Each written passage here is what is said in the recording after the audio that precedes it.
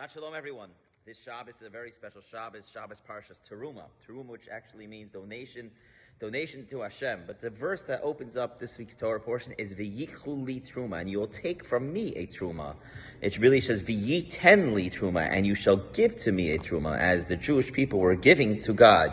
But Hashem reminds us that now when we start building this beautiful tabernacle, that everything that we have comes from Hashem, and we are just simply guardians and protectors of Hashem's wealth in this world, and we are able to give it out and do the right thing. That's why tzedakah is actually called righteous justice and not charity, because when we help someone that needs and does something, we're doing justice in this world.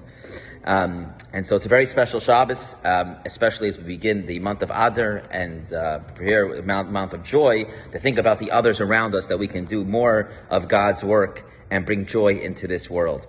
This Shabbos we read about the many different vessels of the tabernacle. And it's interesting because the menorah is entirely gold. Many other artifacts were entirely gold, and there was so much gold at the time.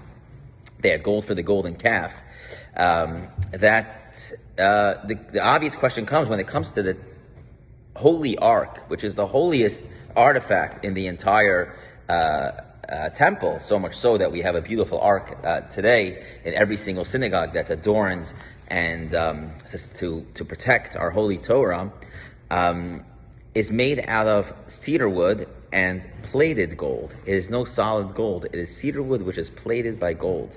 And it's covered by gold, plated gold, cedar wood inside, and again, gold plated inside. And so the obvious question is, why would we have a menorah that's gold and other vessels that are solid gold? And so much gold that there's a point where Moses, first time and last time in history, that Moses says, please stop donating. Never has been a time where Jewish people have ever said after that, stop donating. But when it comes to the ark, it is still not solid gold. When the Jews had unlimited gold to build a beautiful ark, which would have been of solid gold. And the answer the Rebbe explains is that the uniqueness of the features of gold and wood were both important for the Holy Torah, for the Holy Ark, which holds our Holy Torah and has a timeless message. First of all, the wood that was used was special atzei shittim. They were cedar wood, which was planted from the time of Jacob, to teach us that this is not just something that we started today, and not just something that we started yesterday or our grandparents, but Judaism is something that's been a part of us from the time of Abraham, Isaac, and Jacob, has come into this world for thousands of years of foundation.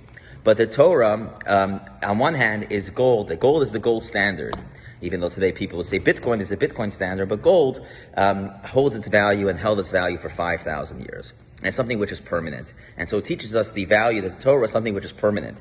People say that it's a modern world. How do we live with Torah lifestyle? Or we're living the same lifestyle that we lived 3,000 years ago. And the answer is that the Torah is something which is permanent, and like gold, it stays forever, it's eternal, and doesn't change. On the other hand, the problem with gold is that it has no life. It doesn't have any living value to it.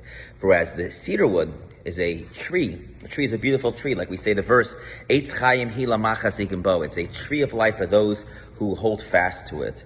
That we can't just get stuck in the old. We have to realize that the Torah constantly grows with us, and we have to grow with the Torah. We have to be constantly growth, like the tree of life. That's why you come to many synagogues, you see a tree of life. It's the Eitz Chaim. It's a tree of life which gives beautiful fruits and vegetables to our family, a beautiful mitzvot. And so in the ark, it reminds us of both values. Number one, we have to realize that the Torah is eternal and it has an eternal value. Number two is that we have to constantly grow, and we have to realize that the Torah grows with us. As we get more technological, as we get more advanced, we have new Torah laws, which are based on original Torah law ideas, which continues to go throughout the ages. And so as we go into the Shabbat of Terumah, let's remember the people around us and give to them some support, bring joy into their life, and take on the message of the Torah, the eternal message which Hashem gave us to live a value full of life. And for sure we'll have a beautiful golden life as well as a life full of living. Shabbat Shalom, everyone. See you tonight, 6 p.m., tomorrow morning at 10:15.